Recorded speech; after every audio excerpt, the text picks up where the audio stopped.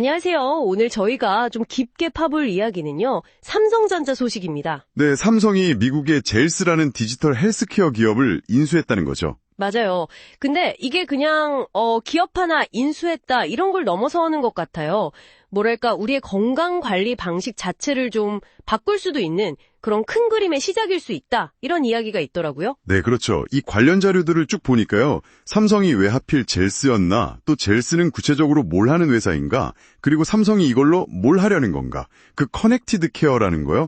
여기에 초점이 맞춰져 있더라고요. 아, 커넥티드 케어. 그러니까 저희 목표는 그 삼성 갤럭시 기기랑 병원 서비스가 어떻게 딱 연결되는지, 그리고 그게 청취자 여러분께 어떤 의미가 될 수 있는지 이걸 좀 명확하게 알아보는 거겠네요? 네, 맞습니다. 좋습니다. 그럼 젤스 얘기부터 해볼까요?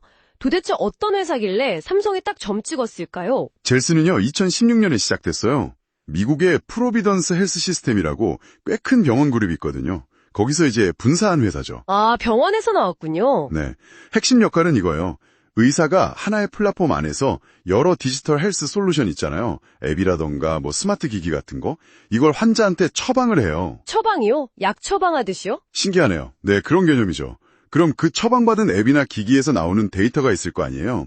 그걸 의사가 다시 받아서 환자 상태를 보고 관리하고 이걸 가능하게 연결해주는 그런 다리 역할이에요. 아, 그럼 예를 들어 설명해 주실 수 있을까요? 좀 더 와닿게? 그럼요.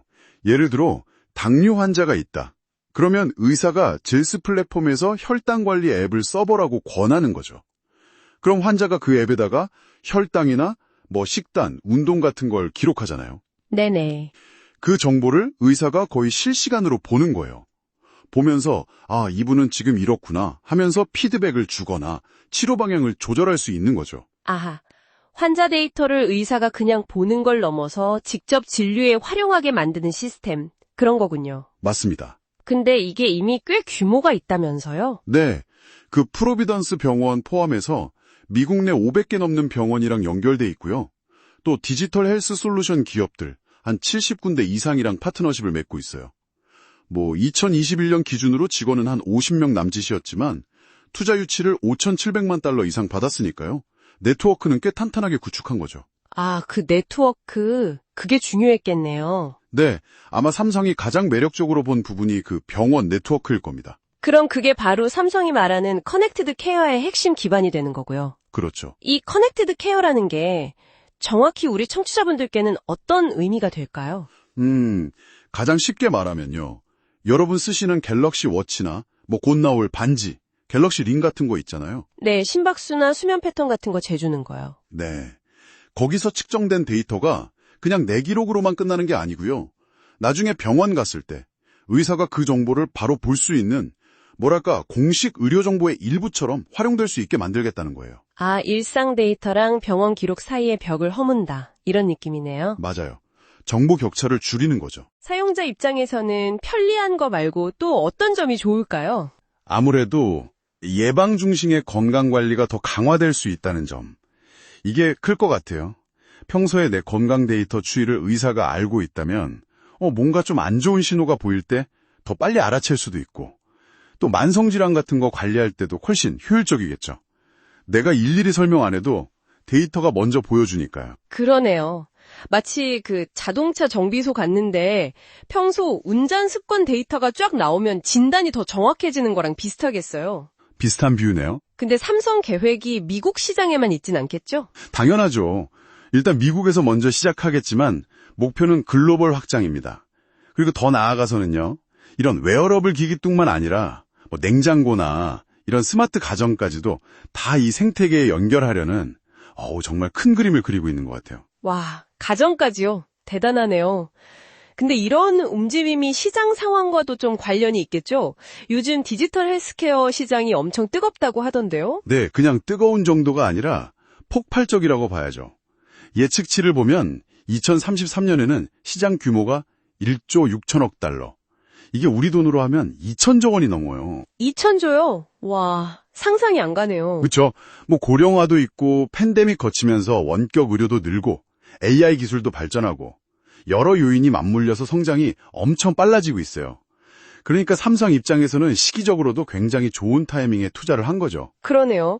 그리고 삼성이 요즘 M&A에 좀 적극적이다 이런 얘기도 들리던데 이번 젤스 인수도 그 연장선상으로 볼 수 있겠군요. 네, 맞습니다. 최근에 로봇 회사 얘기도 있었고 AI나 전장 부품 쪽에서도 M&A 소식이 계속 들려오잖아요. 일부 분석을 보면 이재용 회장의 사법 리스크가 좀 정리가 되면서 미래 먹거리를 찾기 위한 M&A 전략이 이제 본격적으로 시작됐다. 이렇게 보기도 하더라고요. 경영진들도 이번 인수에 대해서 좀 언급을 했죠. 네, 노태문 사장, 지금 DX 부문장 직무대행이죠. 일상 건강관리를 지원하는 걸 넘어서 젤스의 전문성을 더해서 초개인화된 예방 중심 케어의 새로운 기준을 만들겠다. 이렇게 얘기했고요. 젤스 CEO도 웨어러블 데이터랑 의료 기록을 합쳐서 새로운 가능성을 열겠다면서 시너기를 기대하는 발언을 했어요. 좋습니다. 자, 그럼 오늘 이야기 한번 정리해보죠. 삼성의 젤스 인수는 단순히 웨어러블 기기 더 많이 팔겠다 이런 차원이 아니라 그 기기에서 나오는 여러분의 건강 데이터를 실제 병원 시스템이랑 연결해서 이른바 커넥티드 케어라는 생태계를 만들려는 아주 전략적인 움직임이다. 이렇게 볼 수 있겠네요. 네, 정확합니다. 그리고 그 연결의 핵심 통로 역할을 젤스의 병원 네트워크가 해주는 거고요. 그러니까 어쩌면 정말 가까운 미래에 내 갤럭시 워치가 잰 심박수 데이터가 다음 병원 진료 때 의사 선생님 진단에 바로 쓰이는 그런 경험을 할 수도 있다는 거네요. 그렇죠. 평소 건강관리랑 병원 진료가 훨씬 자연스럽게 이어지는 경험이 가능해지는 거죠. 여기서 조금 더 상상력을 발휘해보면요. 만약에 웨어러블 기기뿐만 아니라 스마트폰, 집에 있는 냉장고, 이런 다른 스마트 기기들까지 전부 다 이 건강 생태계에 묶인다면 어떨까요? 와, 정말 상상만 해도 대단한데요. 그렇죠. 식단 관리부터 활동량, 수면 분석까지 진짜 엄청나게 개인화된 건강 관리가 가능해질지도 몰라요. 그런데 동시에 이런 생각도 들어요.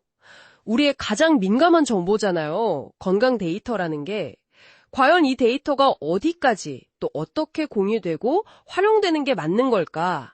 이 편리함과 프라이버시 사이의 균형점. 여기에 대해서 한번 생각해 보시는 것도 좋지 않을까 싶습니다.